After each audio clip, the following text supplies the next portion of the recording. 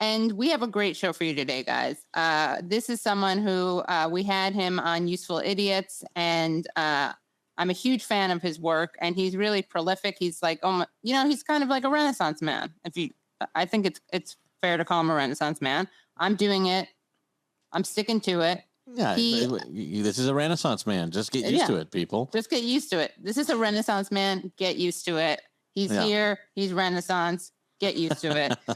He is a writer, documentarian, funny comedian, and serious host of the podcast Thunder Bay, which is a really good podcast. It's a Canada Land podcast. It's really good. You guys should all listen to it, which explores the systemic racism, human trafficking, extortion, corruption, police misconduct, clowns, hate crimes, and the mysterious deaths of First Nation youth in Thunder Bay, Canada. And he has so many projects coming up that I'm just going to bring him on because I don't want to delay you. I don't want to deprive people anymore. Spend the whole hour just saying the projects. I could just intro him for an hour, and we don't want to do that because that's not fun. So bringing onto the show, Brian McMahon. Listen, I don't have a lot of time. I'm starting a new Teespring channel, which will be teespring.com/Renaissance man. Get over it, get used to it, because that's what he is. Yes. Teespring.com / he's a Renaissance man. That's what he is. Get used to it. So links in the chat. It'll be in the show notes. Yeah.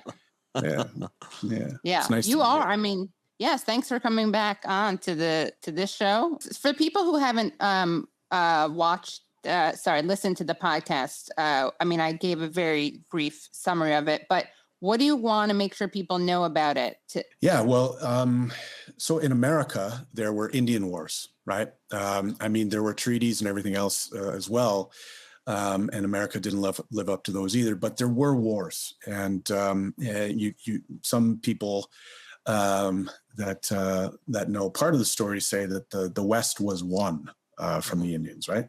Up here in Canada, you can't say the same. It's absolutely not true. There weren't wars. There were treaties, peaceful and friendship treaties. They're called peace and friendship treaties that created this country called Canada.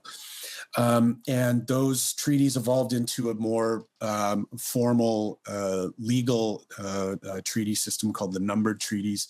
And in the numbered treaties, a number of things were promised: school, healthcare, et cetera, in exchange for settlers staying and creating the country.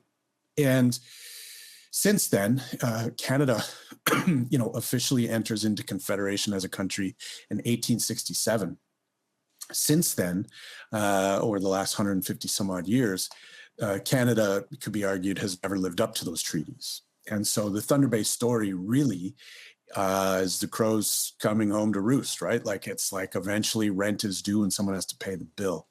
And what has happened here is essentially what I call a failed experiment here in Canada. It didn't fucking work. And Indigenous people didn't assimilate. Indigenous people didn't die off as planned. One of Canada's first prime ministers is quoting us saying, putting kids in residential schools, I believe they're called boarding schools in America, right? Was to kill the Indian in the child, right? Mm-hmm. So the idea was to target children first and forcefully assimilate their communities. And so it didn't work. And the Thunder Bay story is essentially that. It's the fallout from a failed experiment called Canada. So the stories that we tell are from the perspective of Indigenous youth who most often pay the price for this failed experiment. And the same is true in the United States. It's those most vulnerable that ultimately pay the price for these failed experiments, for the failures of these countries to live up to, what was promised to Indigenous people in the first place. So there's a lot about your people, by which I mean Canadians, that I don't understand, that I don't know a lot about. So, for instance, what you guys do have a Thanksgiving, right? But it's celebrated at a different time, like March or something like that. It's like, in the middle of spring or something. We split Thanksgiving with Valentine's Day up here. No, it's in October. Like, it's around the harvest. It's Thanksgiving up here is it's earlier than yours. And there's a differentiation between the two, I suppose, right? Like Columbus, formerly Columbus Day, is not something we celebrate up here. It's not something we mark. We don't talk about that guy up here. We have our own assholes that we focus on up here. Like the Ford brothers. Right. I can't believe Halper. I can't. You go back to the former basements up there. Just from this was such a short window of time. The world's most embattled mayor right now, Rob Ford of Toronto, is admitted to smoking crack, buying drugs, falling down drunk in office. The acting out was caught on tape, but the mayor vowed to keep his job. It's such a short window of time. I wish you knew more Canadians. Frankly. Yeah, I have Canadian I'm half Canadian, but I've never really spent any time up there. So, but as far as I'm concerned, I've never ended up smoking crack in a basement there. I think that's mostly for important people and politicians and stuff. I think you nailed it there for sure. Yeah, no, it's middle of October, it's meant to celebrate the harvest and. I don't know. It's like it's a day off for people. Yeah.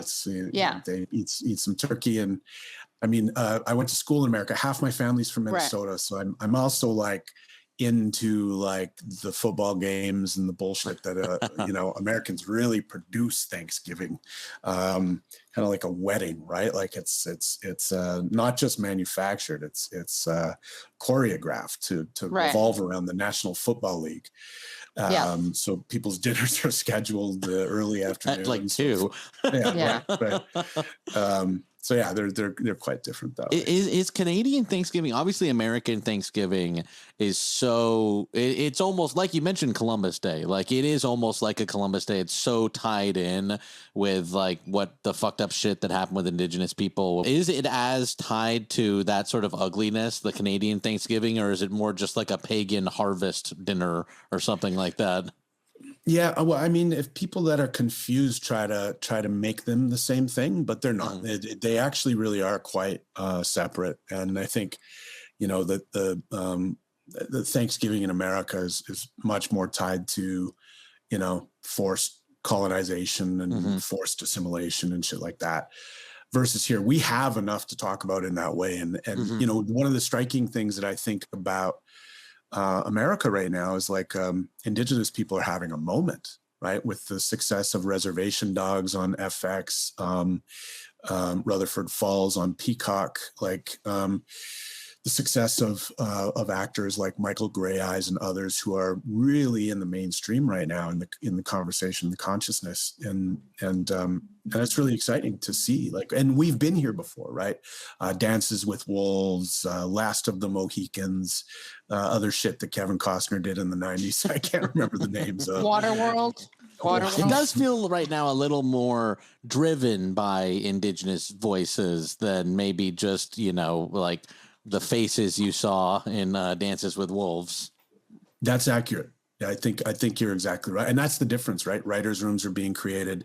Directors and producers are in the room at the start of a project now, not as like cultural consultants. There's a company, an organization in and around Los Angeles called the Illuminatives, and they've just released a document for Hollywood, basically saying like, stop hiring us as consultants at the end to approve your racism and bring us in as meaningful employees of these companies, give us jobs, and we'll tell you what's right and wrong from the jump, save you an ass load of money. Right. And we'll equal out this representation question. And